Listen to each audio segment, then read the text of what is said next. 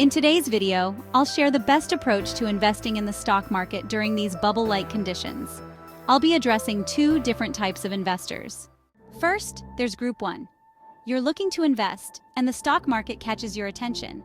But with the market hitting all-time highs, should you jump in now or wait for a dip? If you jump in, the market might crash soon after, and if you wait, the market might keep rising, leaving you behind. So what's the right move? Then, there's Group 2. You've saved up a solid amount of cash. Congrats! You've been earning 4 to 5% interest, which is pretty decent. It's always good to have some cash set aside, whether for emergencies or for flexibility. But as interest rates continue to fall, you'll eventually need to shift some of that money into stocks because inflation will gradually reduce the value of your savings. No matter which group you fall into, the stock market is at a high. So here's what I'd recommend. Don't invest everything all at once. Instead, use a strategy called dollar cost averaging. If you already have cash, decide on the total amount you want to invest and over what period.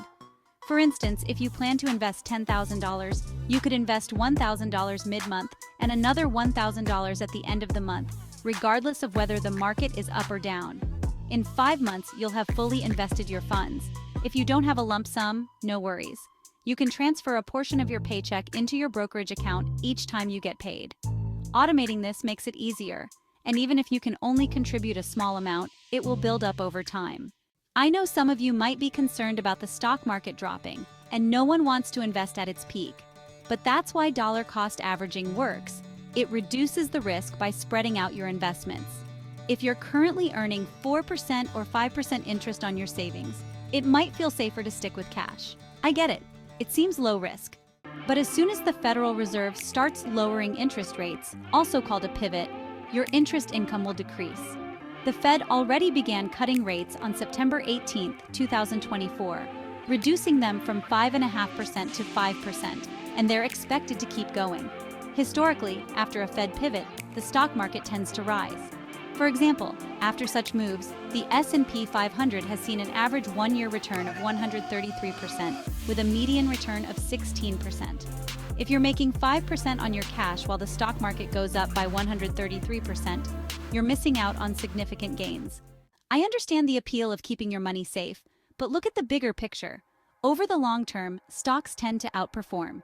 After 3 years, the average market return is 43%, and after 5 years, it's about 89%. In contrast, if you leave your money in cash for 5 years, you might only earn 20% in total interest before taxes. The key takeaway? Over time, the stock market generally rises. It's straightforward once you understand how it works. For example, 30 years ago, the median price of a home in the US was around $130,000. 50 years ago, it was just $36,000. Do you think prices will ever drop back to those levels? Probably not, due to financial asset inflation. The same principle applies to stocks. Now, if you're worried about individual stocks losing value, that's where index funds and ETFs come in handy. They allow you to spread your investment across many different companies. I recommend investing in an ETF that tracks the S&P 500, like SPY or VOO. You can also consider an equal-weighted S&P 500 ETF, such as RSP, to diversify even more. So, here's the plan. Dollar cost average into the stock market, invest in an ETF that tracks the S&P 500, hold on to it for a few years, and let it grow. I know it feels uncomfortable investing when the market is high, but by spreading out your investments, you reduce the risk. As interest rates drop, holding cash will become less attractive due to inflation, which will push more people into stocks. Thanks for watching. Don't forget to subscribe, and have a great day.